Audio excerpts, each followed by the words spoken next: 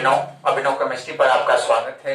दोस्तों, जैसा कि आपको मालूम है कि इसके पहले आपको देखिए पार्ट 1 और पार्ट 2 ये दो आपको चीजें पार्ट यानी दोनों आपको बता दी गई थी। तो अब ये आपका तीसरा जो है देखिए ये पार्ट 3 है।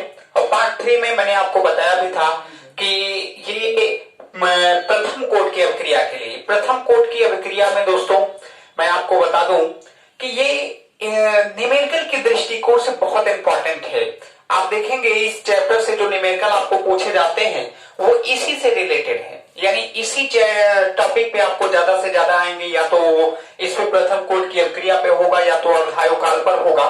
तो चले हम लोग देरी ना करके शुरू करें दोस्तों वीडियो को। तो यहाँ देखें, सबसे पहले मैंने आपके सामने लिख भी दिया हूं कि टाइम ज्यादा लॉस ना हो, क्योंकि ये बड़ी वीडियो बहुत बड़ी भी हो जाती है, तभी अपलोड करने में दिक्कत होती है दोस्तों। तो इसलिए मैंने पहले ही लिख दिया आपको, लेकिन आशा है आपको सारी चीजें क्लियर होंगी। तो यहाँ देखिए, प्रथम कोट की अभिक्रिया के लिए जैसे शून्य कोट में आपको बताया वैसे प्रथम कोट में यहाँ लिखा भी है बच्चों कि वे अभिक्रिया जिसका वेग अभिकारक की एक सांद्रता पर निर्भर करता है वो क्या कहलाती है दोस्तों? प्रथम कोट की अभिक्रिया कहलाती है। दोस्तों, मेरे कहने का मतलब ये है कि कोई रासायनिक समीकरण आप लेंगे, उस रासायनिक समीकरण में हो सकता हो कि अभिकारक के कई अणु हो। तो अभिकारक के कई अणुओं से हमें नहीं मतलब है आपको। देखिए, अणु जो है अभिकारक के वो कितनी यानी अभिकारक के अणुओं के कितने अणु ऐसे हैं जिनकी सांद्रता में परिवर्तन होगा। जितने अणुओं की सांद्रता में परिवर्तन होता है वही जान लीजिए उस अभिक्रिया की क्या कहलाएगी? कोटि कहलाएगी।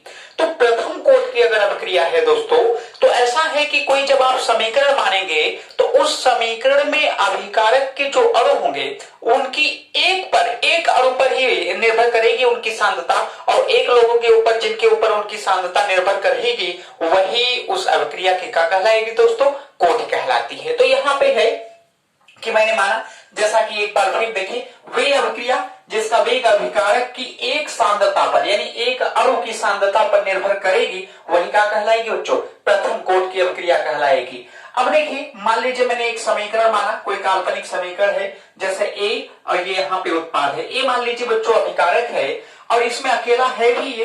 तो अगर इसका वेग समीकरण या वेग हम निकालेंगे तो जो द्रव्य अनुपाती क्रिया के नियम से हम लोग कहते हैं कि जो वेग होता है वह है अभिक्रिया की सांद्रता के घात के अनुक्रमानुपाती, यानी अभिक्रिया की सांद्रता है ये इसकी यानी सांद्रता की घात के का होगा, ये अनुक्रमानुपाती हो जाएगा। इसका मतलब है कि यहाँ पे एक कोट की है तो यहाँ एक 0 की थी तो 0, 2 की होगी तो 2, 3 की होगी तो 3 लग जाएगा दोस्तों। तो वेग प्रोपोर्शनल ए की पावर 1, क्योंकि अभिकारक यहाँ कौन है? ए है तो मतलब एक ही लोग के ऊपर डिपेंड भी करेगी क्योंकि प्रथम कोट की अभिक्रिया है दोस्तों। तो यहाँ 1 लग गया।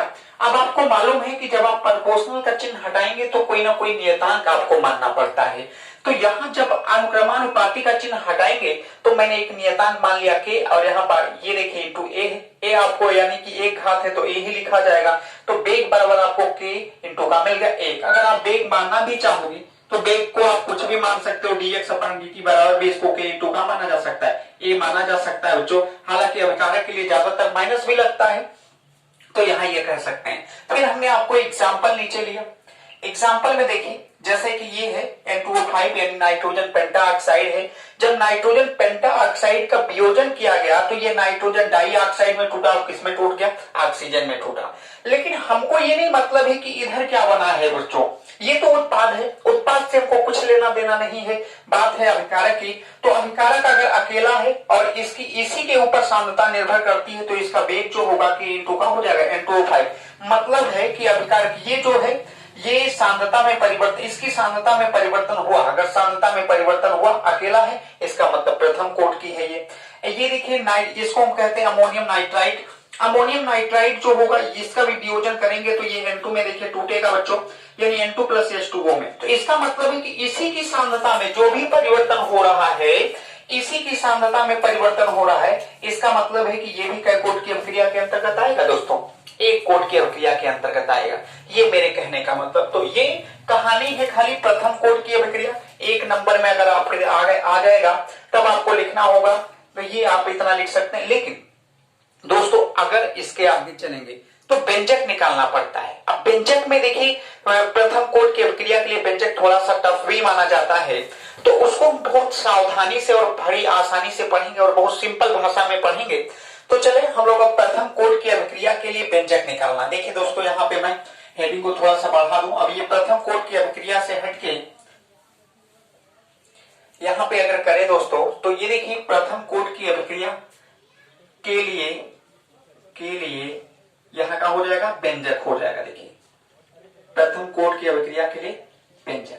चलिए प्रथम कोट की अभिक्रिया के लिए व्यंजक अगर मान ले, एक समीकरण माने, पहले आपको हम समझाने की चेष्टा कर रहे हैं दोस्तों। एक समीकरण माना गया, ये देखिए ए है और इधर मान लीजिए क्या है दोस्तों, उत्पाद है।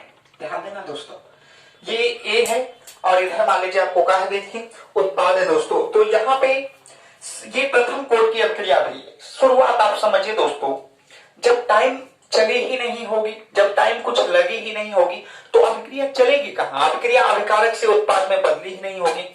तो इसका मतलब है यहाँ पे अगर हम लोग बात करें दोस्तों, देखिए अगर इस चीज की बात करें तो अगर टाइम मान लीजिए, मैं आपको समझाने की चेष्टा कर रहा हूं। यहाँ पे देखिए टाइम अगर टी बराबर जब 0 है, तो जब टाइम टी बराबर 0 है दोस्तों, तो उस समय अगर हम बात करें तो अभिक्रिया की सांद्रता को मैंने कितना माना था, ए हो जाएगा।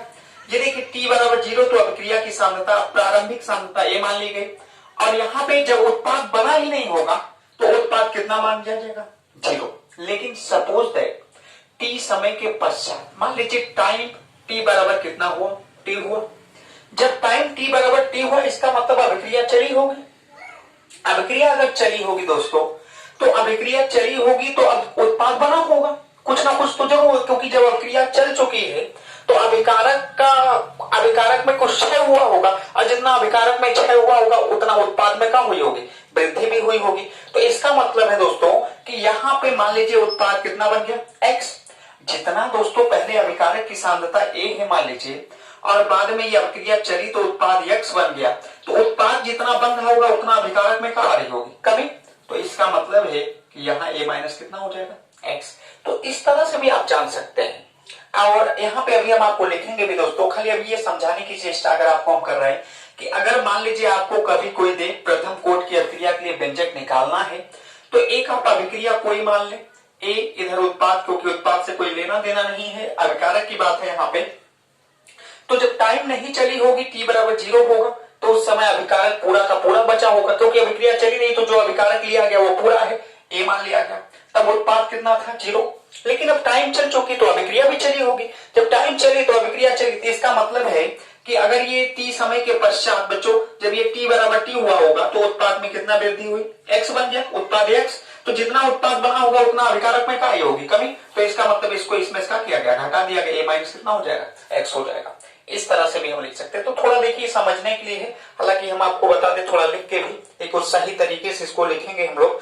देखिए अगर सही ढंग से लिखे दोस्तों, तो यहाँ पे माना कि लिखेंगे, देखिए माना कि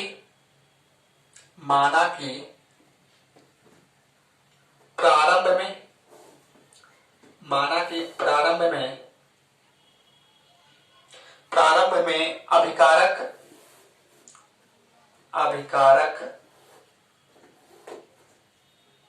की सांद्रता कैपिटल ए के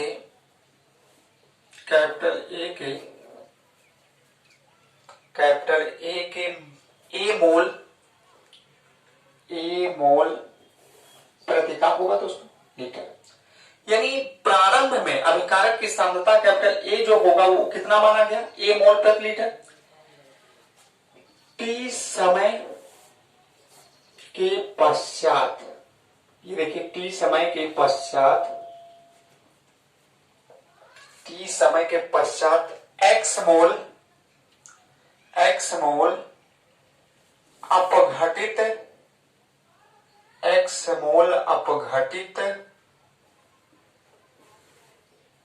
होता है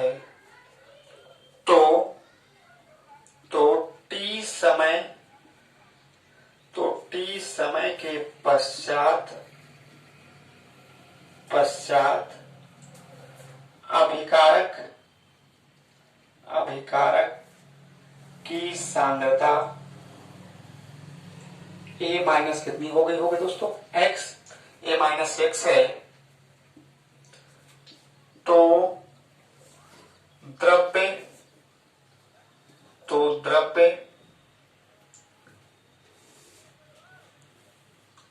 ये छोड़ो। चलिए यहां देखिए, माना कि बच्चों लिखने में इसीलिए कह रहे हैं टाइम लगती है थोड़ा सा। देखिए प्रारंभ यानी प्रथम कोड की अभिक्रिया के लिए मान लीजिए मैंने अभी इसके पहले चीजें बताई भी आपको कि माना कि प्रारंभ में अभिकारक की सांद्रता एक यानी कैपिटल ए जो है ये ए मोल प्रति लीटर होगा। टी समय के पश्चात एक्स अपघटित हुआ। एक्स मोल अपघटित होने का मतलब है बच्चों कि उत्पाद एक्स मोल बना होगा, अपघटित है तो टी समय के पश्चात अभिकारक की सांद्रता कितनी हो गई होगी ए माइनस एक्स। जैसा कि मैंने इसके पहले आपको बताया भी था दोस्तों कि अगर जितना उत्पाद बनेगा उतना अभिकारक में कहां आ रही होगी, कमी आ रही होगी। तो इसलिए अगर हम मान ले समीकरण माने इसके लिए दोस्तों, तो देखिए अगर ये समीकरण ए और यहाँ आपको उत्पाद मान लिया जाए देखिए, तो इसका मतलब ये अभिकारक है। तो अगर ये अभिकारक है दोस्तों तो यहाँ पे टी समय में मैंने मान लीजिए अभी टी स्टार्ट नहीं हुई, टी समय बराबर जब 0 था तो कैपिटल ए कितना है, स्मॉल ए मोल प्रति लीटर है। उस समय उत्पाद कितना रहा होगा, 0 रहा होगा। जब टाइम टी बराबर टी हुआ होगा तो उत्पाद कुछ ना कुछ बना कितना एक्स, तो इसमें कितनी कमी आ गई होगी, ए माइनस कितनी आ गई कमी। और जैसे ए माइनस कमी आई होगी तो अब देखिए इस समीकरण के लिए दोस्तों आप क्या करेंगे, द्रव्य अनुपाती क्रिया का नियम, द्रव्य अनुपाती क्रिया के नियमानुसार करेंगे तो वहां आपको देखिए वेग इज प्रोपोर्शनल टू सांद्रता कितनी मिल जाएगी, ए माइनस एक्स मिल जाएगी। यानी अगर हम बच्चों इस समीकरण पे द्रव्य अनुपाती क्रिया का नियम लगाएं तो वेग इज प्रोपोर्शनल टू कितना हो जाएगा, ए माइनस एक्स। अब वेग को हम मान ले बच्चों, वेग को अगर हम मान लेते हैं, मान लीजिए वेग बराबर यहाँ पे ये देखिए डी एक्स अपान का मान लें डी। देखिए दोस्तों आप वेग बराबर आपको मालूम है कि ये देखिए कि ये जैसे सांद्रता के लिए है ये अपान टी टाइम, यानी ये वेग बराबर आपको मिल जाएगा dx अपान dt, क्योंकि यहाँ x है बच्चों इसीलिए यहाँ x माना गया। अगर यहाँ आप कुछ भी मान सकते हैं, यहाँ कुछ मानेंगे तो यहाँ भी कुछ माना जा सकता है, तो ये आपको चीजें मिल गई। तो अभी आपको खाली वेग मिला है कि अगर आपको निकालना है तो इतनी बहुत जरूरी है चीजें जानने कि ये चीजें जो दी गई ए बराबर एक समीकरण है। मान लीजिए हालांकि ये अब नहीं भी आप जानते हैं तो ये समझ सकते हैं, सोच सकते हैं बच्चों कि ए और उत्पाद यानी ए से ये उत्पाद में यानी अभिकारक हो गया, ये उत्पाद हो गया। जब टाइम चली नहीं टी बराबर 0 तो ये ए है और ये 0 है। जब टाइम टी बराबर टी हुआ होगा तो एक्स मोल यानी ये उत्पाद में कितना एक्स, जितनी इसमें वृद्धि हुई उतनी इसमें कमी, तो कमी यानी इसमें ए में से घटा देंगे वही हमको मिल जाएगा। तो फिर हमने द्रव्य अनुपाती क्रिया का नियम अगर लगाएंगे तो द्रव्य अनुपाती क्रिया के नियम के अनुसार जो वेग होती है वो सांद्रता के कम होती है, अनुक्रमानुपाती। वेग और सांद्रता के अनुक्रमानुपाती हो गई। और वेग को हम मानते हैं बच्चों, आप मान सकते हैं dx अपान कितना dt, तो अगर dx अपान dt मान सकते हैं तो ये प्रोपोर्शनल इसके भी कितना हो जाएगा, a माइनस एक्स। चलिए देखिए तो ये इतना मिल गया। जब इतना मिलने के बाद अब बहुत आसानी से आप इसको हल कर सकते हैं आगे। देखिए अगर हम हटाएं इसको देखिए तो अब थोड़ा सा स्पेस लेने के लिए बच्चों देखते रहिएगा। ये देखिए यहाँ हमको एक समीकरण मिला है, समीकरण जो आपको मिला है बच्चों देखिए ये नीचे यहाँ वेग यानी dx अपान dt बराबर यहाँ आप dx अपान dt इस प्रोपोर्शनल टू कितना मिल गया, a माइनस एक्स मिल गया। जैसे ही इतना आपको देखिए लिखा गया, अब ये सबको मालूम है बच्चों कि यहाँ अनुक्रमानुपाती का चिन्ह है तो इसको हटाना पड़ेगा। जब इसको हटाओगे देखिए तो dx अपान dt बराबर यहाँ k इंटू ए माइनस कितना हो जाएगा दोस्तों, x हो जाएगा, a माइनस एक्स हो गया। चलिए कोई दिक्कत नहीं। अब इसको आगे करेंगे देखिए तो मैं यहाँ पे क्योंकि हमको समाकलन भी आगे चल के करना पड़ेगा तो ये देखिए dx जो है इसको a माइनस एक्स को मैं बच्चांतर कर लो तो इधर गुणे में इधर आएगा भागे में और dt इधर भागे में इधर जाएगा किसमें हो जाएगा, गुणे में। तो ये हमको मिल जाएगा देखिए dx upon a minus x और बराबर यहाँ इंटू के इंटू का हो जाएगा दोस्तों dt हो जाएगा। अब इतना जैसे ही हो जाएगा इसको हम देखिए, हालांकि अगर नीचे ही करें यानी अगर यहाँ पे करें तो ये आपको dx upon a minus X बराबर के इंटू का हो जाएगा दोस्तों dt। समीकरण नंबर क्या मान लें, 1। अब देखिए जैसे ही समीकरण 1 मानेंगे, समीकरण 1 की यहाँ पे क्या करने पर, तुलना करने पर। देखिए ये समीकरण 1 यहाँ पे है, लिखेंगे समीकरण तुलना नहीं दोनों पक्षों का समाकलन लेने पर, समीकरण 1 के दोनों पक्षों का पक्षों का समाकलन करने पर, देखिए दोस्तों समाकलन करने पर जब आप दोनों पक्षों का समाकलन करेंगे तो यहाँ पे देखिए दोस्तों, यहाँ पे अगर आप करेंगे तो ये dx समाकल चिन्ह हो गया, देखिए dx माइनस ए अपन इंटू का हो जाएगा x बराबर यहाँ समाकलन चिन्ह है, ये देखिए आपको मिलेगा। अब इतना मिलने के बाद जिसके सापेक्ष समाकलन करना है उसको अंदर रखिए समाकल चिन्ह से, जिसके सापेक्ष नहीं यानी जो अचर पद है उसको बाहर निकालिए। बाहर निकालोगे तो ये देखिए dx upon a minus 2x रहेगा ये दोस्तों, बराबर यहाँ के बाहर होगा तो यहाँ समाकल चिन्ह और इंटू का हो जाएगा dt। चलिए इतना जैसे ही हो गया बच्चों, अब देखिए इसका आपको समाकलन करना पड़ेगा। जब इसका आप समाकलन करेंगे देखिए तो समाकलन करने के बाद यहाँ आपको मिल जाएगा, देखिए ये समाकलन जैसे ही आप करेंगे देखिए तो इसका समाकलन यहाँ पे सीधे dx upon a minus x का हो जाएगा दोस्तों। देखिए पहले तो इसका करेंगे log a माइनस x हो जाएगा, log a माइनस x हो जाएगा, लेकिन फिर यहाँ इसका अवकलन होता है माइनस x का इंटू -1 हो जाएगा बराबर k इंटू dt का समाकलन कहा जाएगा दोस्तों t, और एक समाकल अचर जोड़ देंगे जिसको c कहते हैं। यहाँ पे करोगे तो ये माइनस हो जाएगा minus log e a minus x बराबर k इंटू टी और प्लस यहाँ का हो जाएगा c। समीकरण नंबर क्या मानना दोस्तों? 2। अब समीकरण नंबर 2 जैसे ही मानेंगे देखिए, मानने के बाद ये हम कह सकते हैं आपको, जैसा कि मैंने बताया प्रारंभ में, जब बच्चों टाइम t बराबर 0 रहा होगा, ध्यान देना मेरी बातों को, जब टाइम t बराबर 0 था तो इसका मतलब टाइम चली नहीं तो उत्पाद बना नहीं, और उत्पाद बना नहीं तो x बराबर भी कितना रहा होगा? 0 रहा होगा। तो इसका मतलब है कि जब ये मान समीकरण 2 में उठा के रखोगे तो जैसे ही रखेंगे देखिए दोस्तों minus log 2 the base e और यहाँ पे a इसके जगह पे 0 बराबर यहाँ 0 रखोगे तो ये पूरा 0 प्लस c बराबर, ये देखिए इतना मिल जाएगा आपको। अब इसको लिखेंगे तो ये 0 इसका मतलब है कि c बराबर हम मान सकते हैं minus log 2 the base e into का मिल गया a। अब ये जो c का मान मिला है, देखिए c का मान उठाइए और समीकरण 2 में क्या कर दीजिए दोस्तों, रखेंगे। यहाँ पे रख रहा हूं, देखिएगा ध्यान दीजिएगा, यहाँ पे अगर करेंगे लिखेंगे c का मान समीकरण 2 में रखने पर, जब समीकरण 2 में आप रखेंगे दोस्तों देखिए c का मान, तो यहां आपको मिला होगा minus log 2 the base e a minus x बराबर k इंटू टी है, और प्लस था लेकिन यहाँ इसके साथ माइनस इसलिए माइनस, यहाँ हो जाएगा log 2 the base e into का आ जाएगा a आ जाएगा। इतना जैसे ही आपको मिल जाएगा दोस्तों, ये देखिए माइनस है, पक्षांतर करोगे इधर आएगा किसमें हो जाएगा? प्लस में, तो ये प्लस हो जाएगा देखिए log 2 the base e a और minus log 2 the base e a minus x है दोस्तों, बराबर यहाँ आपको क्या मिल जाएगा? kt मिल जाएगा।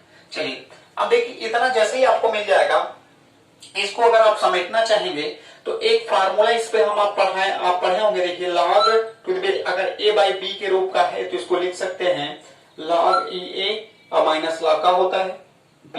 तो इसका मतलब इसके जगह पे हम इतना लिख सकते हैं।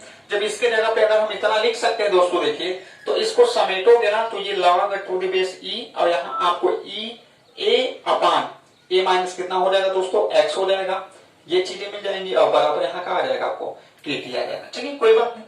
अब इतना आ जाने के बाद देखिए, इतना जैसे ही आपको मिल जाएगा, इतना मिल जाने के बाद दोस्तों यहाँ पे kt, ये देखिए kt बराबर लिखें तो ये log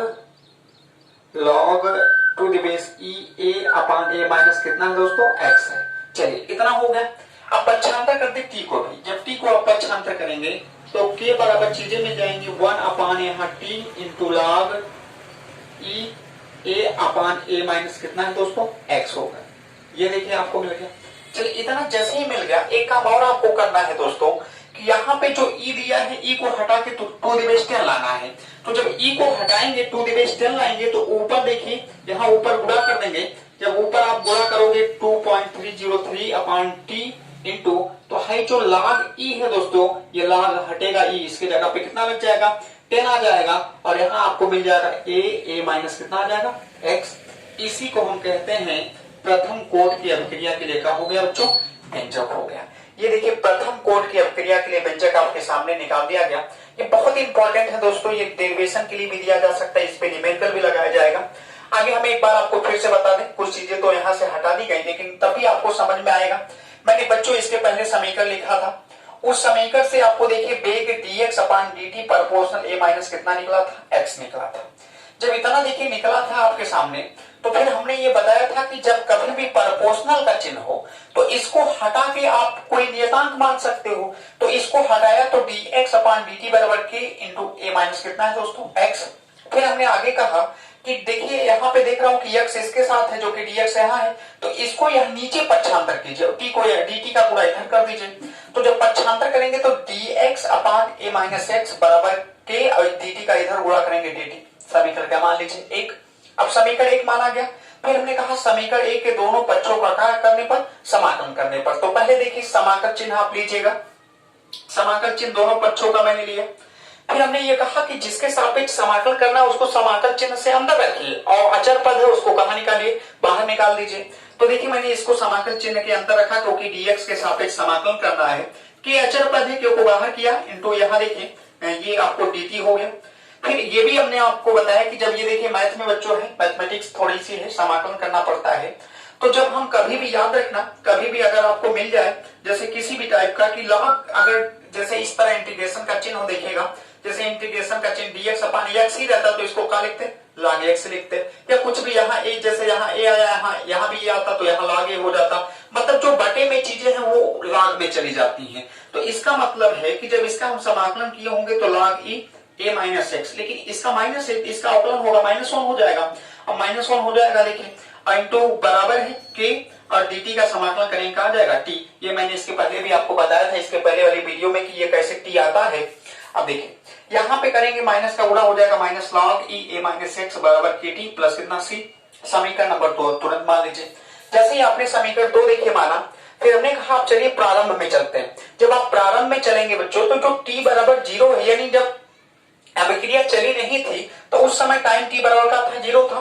टाइम t बराबर 0 था तो x बराबर का रहा होगा 0, क्योंकि जब टाइम चली नहीं तो उत्पाद बना नहीं तो 0 मानेंगे, 0 मान लिया गया। अब इन दोनों का मान समीकरण 2 में देखिए जैसे ही रखोगे, मैंने कहा c का मान समीकरण 2 में पहले रख के यहाँ निकाल लीजिए। 0 यहाँ देखिए x के जगह पे 0 रखेंगे 0, t के जगह 0 रखेंगे पूरा 0 हो जाएगा। c बराबर minus log e into a मिल जाएगा। अब ये जो c का मान मिला समीकरण 2 में ले जाकर क्या कर दीजिए, रख दीजिए। जब समीकरण 2 में देखिए रखेंगे तो यहाँ minus log e a minus X बराबर K T minus log e to the base यानी to the base e into a। अब देखिए ये माइनस है, इसको पक्षांतर करोगे इधर आएगा प्लस, है माइनस, इसको लिखा गया बराबर का हो गया के टी। फिर हमने बताया कि अगर log a minus log b के रूप का कोई मिले, देखिए जैसे ये है तो इस रूप का अगर कभी भी मिलता है तो ये फार्मूला आप लगा, जैसे log a minus log b, जैसे ये माइनस log a मान लीजिए माइनस log b, तो इसको अगर समेटोगे तो log a बाई b लिख सकते हो, जैसा कि यहाँ समेटा भी गया देखिए। तो log e a upon a minus X बराबर का हो गया के टी। मैंने के टी को पहले लिख लिया, इसको बाद में लिखा, तो के टी बराबर log e a upon a minus x हो गया। फिर देखिए के को रोक लीजिए, टी को पक्षांतर करें, टी को पक्षांतर करेंगे तो 1 अपान T into log e a upon a minus कितना है दोस्तों, एक्स है। देखिए ये देखिए हमको तो e दिया है, e को हटाना है। e को अगर आप हटाओगे तो e के जगह पे कितना लगाओगे, 10 लगाना है।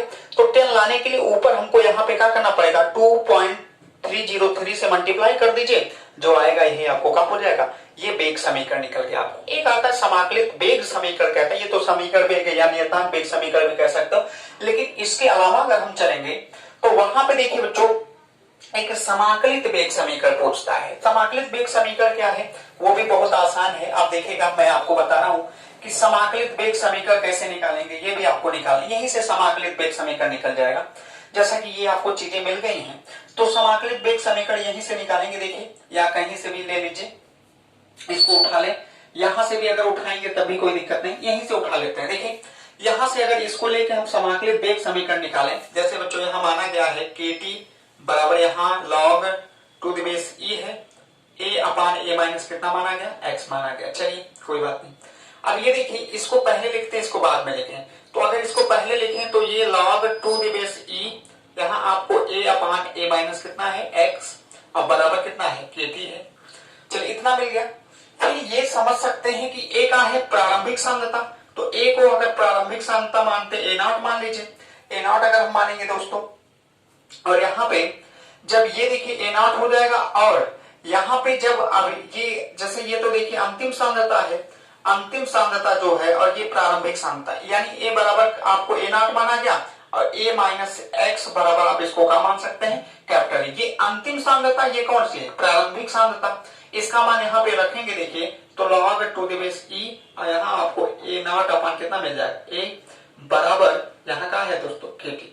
लाख का नियम अगर आप जानते होंगे तो जब लाख को इधर पक्षांतर करेंगे तो ई की पावर में चला जाएगा, तो यहाँ ई की पावर में जाएगा तो यह देखिए आपको बच्चों ए नॉट अपान कैपिटल ए बराबर ई की पावर यहाँ का हो जाएगा केटी हो जाएगा, केटी हो जाएगा आपका। देखिए तो यहाँ पे अगर ये केटी हो जाएगा दोस्तों तो ये देखिए अब देखिए यहाँ पे माइनस रहता है, तो माइनस को अगर हमको लाना है तो इसका मतलब इसको पलट दें, जब पलटेंगे आप देखिए तो ए ऊपर जाएगा, ए अपान नॉट नीचे आ जाएगा और ये यहाँ इसके साथ क्या लग जाता है दोस्तों, माइनस केटी लग जाता है। इसका यहाँ पे मल्टीप्लाई कर दीजिए तो ए नॉट इंटू ई की माइनस ये केटी, इसी को कहते हैं बच्चों समाकलित वेग समीकरण। क्या कहा जाता है इसको, समाकलित वेग समीकरण कहते हैं।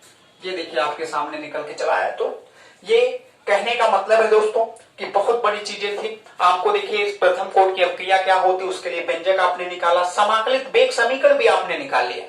इसके बाद एक छोटा सा टॉपिक आपको आता है जो कि हम कहते हैं देखिए जिसको अर्धायुकाल कहा जाता है। देखिए तो अर्धायुकाल की अगर हम बात करें तो अर्धायुकाल में कुछ करना नहीं है, आपको समीकरण मालूम है। देखिए जब आपको समीकरण चीजें मालूम है तो देखिए जैसा कि ये है, मैं यहां लिख दे रहा हूं प्रथम कोट के लिए अर्धायुकाल, प्रथम कोट के लिए, प्रथम कोट के लिए अर्ध आयुकाल, अर्ध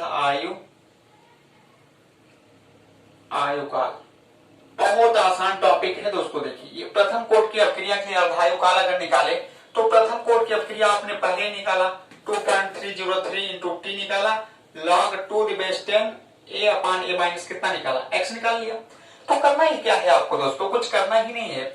अब देखिए अर्धायुकाल मतलब जो टाइम है t बराबर आप कितना मान सकते हैं 2/1/2, तो जब टाइम आप मान सकते हैं इतना तो वही प्रारंभिक सांद्रता, जैसे अभी कुछ देर पहले ये अगर इसको आप चाहें तो a नॉट अपन इसको कितना मान सकते हैं, ए भी मान सकते हैं क्योंकि मैंने बताया कि ये प्रारंभिक सांद्रता थी, ये अंतिम थी।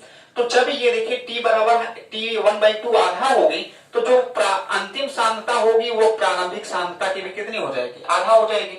इसका मतलब है कि t बराबर 1/t जब मानेंगे तो आपको a बराबर a नॉट बाई कितना मानना पड़ेगा, 2 मान लीजिए। इतना जैसे ही मानेंगे ये मान उठा के इसमें रख दीजिए, रखोगे तो k बराबर 2.303 अपान t के जगह पे देखिए यहाँ क्या हो जाएगा t 1/2 log 10 है, यहाँ पे अगर करोगे तो a नॉट है ये है, और इसके जगह पे अगर आप मानोगे तो a नॉट बाई कितना हो जाएगा 2 हो जाएगा। a से कैंसिल 2 कहां चला जाएगा ऊपर, जब 2 ऊपर जाएगा बच्चों तो 2.303 गुणे यहाँ देखिए log 2 the base 10 into 2 upon t 1 by कितना मिल जाएगा 2 मिल जाएगा।